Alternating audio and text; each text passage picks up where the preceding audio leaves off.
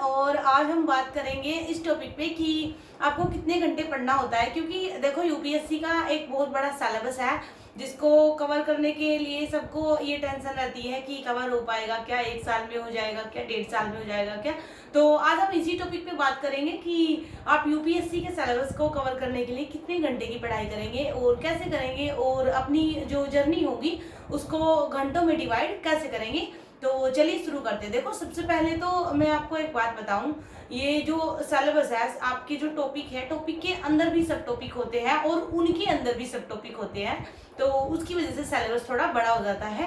कहने को बोलिए तो 10-15 पेज का आपका सिलेबस ही हो जाता है और उसको भी लर्न करना होता है। एंड उसके बाद देन आपको अपनी स्टडी स्टार्ट करनी होती है, जर्नी, जिसमें कि एनसीईआरटी भी हो जाती है, रेफरेंस बुक भी हो जाती है, एस्से भी हो जाता है, ऑप्शनल भी हो जाता है। तो सबको कवर करने के लिए कितने घंटे पढ़े, सबके दिमाग में एक सवाल रहता है और बहुत सारे मेरे पास ये क्वेश्चन भी आते हैं, इसलिए मैंने सोचा कि चलिए आज इस टॉपिक पे बात करते हैं। देखो एक तो सबसे बड़ी चीज है कि डेफिनेटली मेहनत तो आपको करनी ही है, बिल्कुल करनी है, क्योंकि यूपीएससी का एग्जाम ही ऐसा है कि बिना मेहनत के तो नहीं बोल सकते कि होता है। बट एक होता है कि हार्ड वर्क के साथ साथ आपको स्मार्ट वर्क करना है, वो वाली चीज यहाँ पे होती है।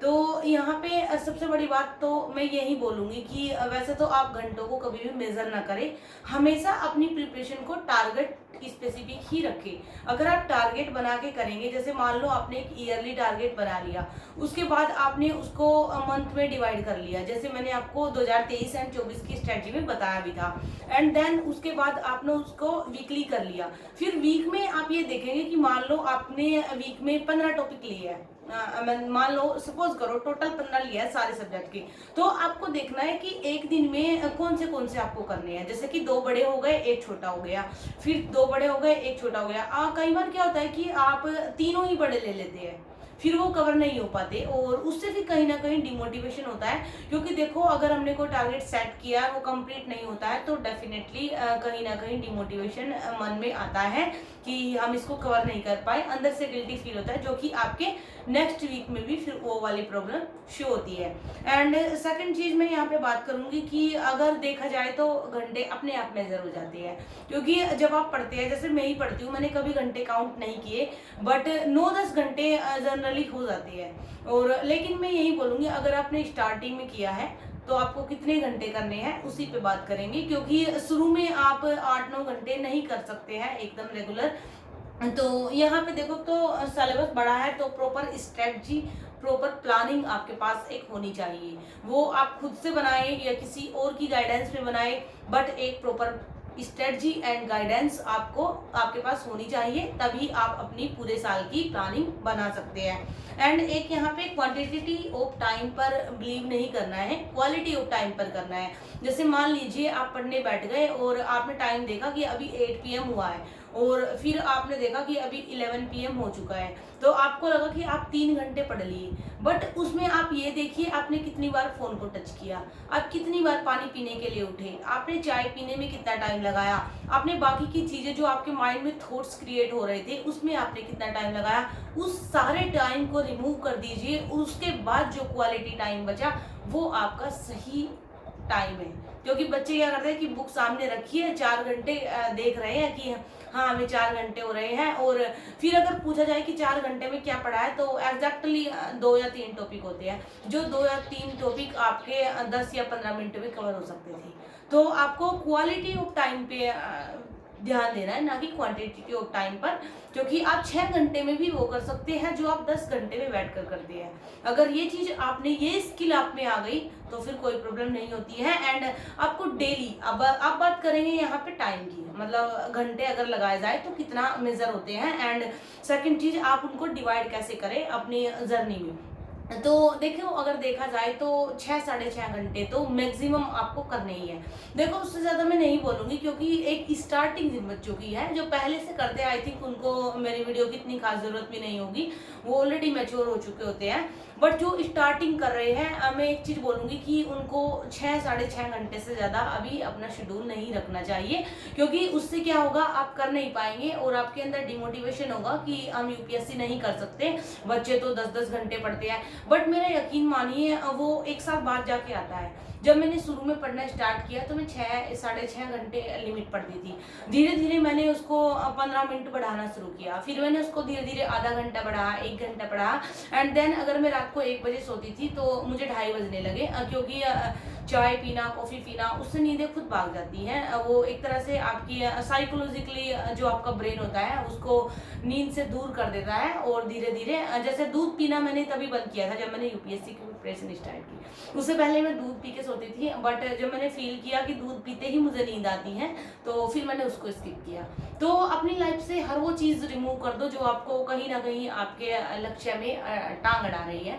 तो यहाँ पे बात करते हैं आप, और ये फोकस स्टडी की मैं बात कर रही हूँ। 6 घंटे का मतलब ये नहीं है कि आपने बुक सामने रख ली, 3 घंटे मेजर किए और खत्म हो गया। आपको ये भी देखना है कि 6 घंटे में आप वो टॉपिक जो आपने सेलेक्ट किए थे डे के वो कर पा रहे हो या नहीं।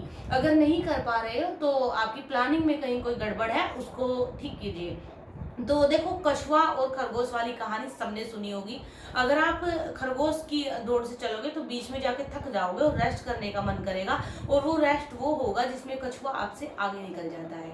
तो सेम यहीं पे मेरे समझाने का मतलब यही है कि अगर आप बहुत ज़्यादा जोश के साथ, एक्साइटमेंट के साथ शुरू करते हो कि नहीं मेरा तो बहुत लंबा चौड़ा टारगेट बन गया और मुझे 10 घंटे तो करना ही है, तो आप 1 वीक करके, 2-3 दिन करके उससे थक जाओगे। एंड उसके बाद में जो कछुए की चाल से चल रहा था डेली 4-5 घंटे पढ़ के, वो आपसे कहीं ज़्यादा आगे होगा। जैसे अभी मैं देखती हूँ बहुत सारे व्लॉग बनते हैं तो उसमें दिखाया जाता है फुल नाइट स्टडी, तो वो डेली नहीं हो सकती। तो बताइए, कभी दिख रहा है रात को 3 बजे तक स्टडी, कभी दिख रहा है दिन में स्टडी। तो एक शेड्यूल ही नहीं है। आपको जो आपकी यूपीएससी की जर्नी है, आपको उसी में एज ए आईएएस की तरह ही काम करना है, ना कि भेड़ चाल की तरह। तो यहाँ पे मेरी बात आप कहने का मतलब समझिए, आप में जो डिसिप्लिन है वो आपकी जर्नी के दौरान ही दिखाई देना चाहिए। अगर आप यहाँ पे डिसिप्लिन में नहीं रह सकते, आप अपना एक प्रॉपर प्लान फॉलो नहीं कर सकते, आप कभी रात को जग रहे हो कभी दिन में, तो कहीं ना कहीं फिर दिक्कत आने वाली है निश्चित ही। क्योंकि वो एक लंबी जर्नी एंड एक जो शेड्यूल, जो प्रॉपर एक प्लानिंग के अकॉर्डिंग वो नहीं हो पाता है। तो यहाँ पे देखो, अब बात करेंगे आपको घंटों को डिवाइड कैसे करना है। तो कम से कम 3 घंटे आप करंट अफेयर को देके चलिए, जिसमें आपका न्यूज़ एनालाइज हो गया जो आप इसमें एडिटोरियल वगैरह में करते हैं, एंड आपका न्यूज़पेपर भी उसी में आ जाता है। आप किसी क्लास कर लीजिए किसी टीचर की, एंड या फिर आप खुद से पढ़ सकते हैं ऐप पे, जैसे मैंने बताया था। सेकंड चीज़, आपकी जो वीडियोस वगैरह, जो जैसे मैंने बताई थी कि कौन कौन सी वीडियोस इंपॉर्टेंट होती हैं दृष्टि एंड विजन पे, क्योंकि सारी नहीं होती, सारी तो एक ही टॉपिक को रिपीटेड भी करते हैं। जैसे आपने देखा होगा इन न्यूज़ में भी उसी को पढ़ाया जाता है, ऑडियो आर्टिकल में भी वो टॉपिक आ जाता है, और एक और प्रोग्राम है उसमें भी वो आ जाता है। तो आप देखिए कि आपको कितना कंटेंट करना है, एंड उसी के अकॉर्डिंग वो भी उसी में आ जाएगा। और फिर ये चीज़ें हो गई आपकी 2 घंटे में। उसके बाद 1 घंटा दीजिए आप जो आपकी मंथली जो कंपाइलेशन होगी उसको कवर करने में। तो डेली 3 घंटे आप करंट अफेयर को देके माने, अगर आपको 2023 का एग्जाम देना है। ये 24 वालों के लिए नहीं है, 24 वाले अभी करंट फॉलो नहीं करेंगे, वो 2023 की जनवरी से फॉलो करेंगे। बट जिनको 2023 में एग्जाम देना है वो ऐसे कर सकते हैं।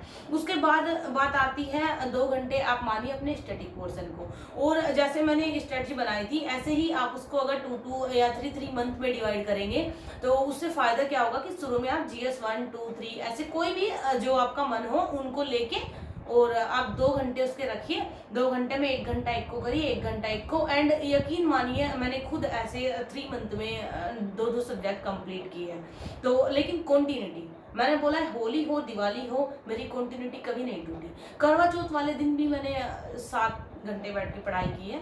तो आप ये सोचिए कि आपको कॉन्टिन्यूटी नहीं टूटने देनी है। ये मेरा जो मैं बोल रही हूँ कि डेफिनेटली कवर हो जाता है सिलेबस, ये तभी होता है कि अगर आप डिसिप्लिन में हो। ये नहीं है कि आज आप 10 घंटे पढ़ रहे हैं और कल फिर आप नींद मार के सुबह 11 बजे तक सो रहे हैं, ऐसा बिल्कुल नहीं करना है।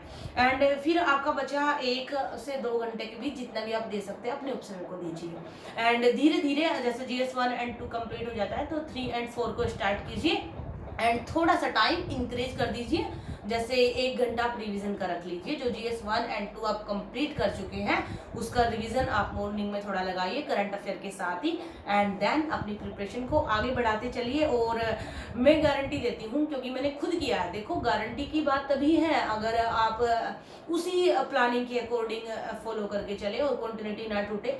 कि मेरा खुद का सिलेबस एक साल यानी 12-13 महीने में कवर हो गया था, तो ऐसे ही हो जाता है अगर फालतू की चीज़ों पर ध्यान ना दे, अपना सिलेबस ही कवर करे।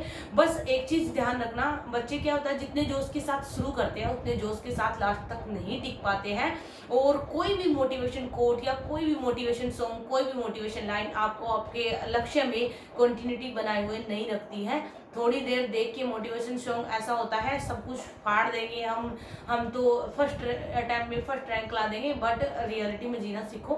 मैं फिर से वही बात बोलती हूँ, रियलिटी में आओ, थोड़ा नीचे आओ, जमीन पे आसमान में मत उड़ो, और अपनी प्रिपरेशन को एक प्लानिंग, एक प्रॉपर एंड एक कंटिन्यूटी बनाए करते हुए थोड़ा सा मतलब आप स्लो चले, मतलब उस हिसाब से चले कि आपको मजा भी आता रहे, आपको अपनी लाइफ बोरिंग ना लगे, और ये ना लगे कि मैं एक तरह से रोबोट बन गया हूँ। आखिर हम ह्यूमन बीइंग हैं। एंड आपने सुना होगा सृष्टि देशमुख ने भी बोला था ये चीज़ अपने इंटरव्यू में कि 6 घंटे पढ़ाई की थी, एंड उस टाइम पे मैं यूपीएससी की प्रिपरेशन नहीं करती थी, तो मैंने उन्हीं से सीखी थी ये चीज़ कि 6 घंटे ही पढ़ना है, तो मैंने 6 घंटे से ही स्टार्ट किया था। तो आप भी ऐसे ही स्टार्ट करें, बट वो 6 घंटे आपके क्वालिटी ऑफ टाइम वाले होने चाहिए। And now thanks for watching, keep supporting, keep loving. और जिसको मेरे ग्रुप में ऐड होना है वो वीडियो देख सकता है, ग्रुप में ऐड कैसे होना है, वहां से मेरा व्हाट्सएप नंबर पिक कर सकता है और मुझे व्हाट्सएप कर सकता है। And now bye.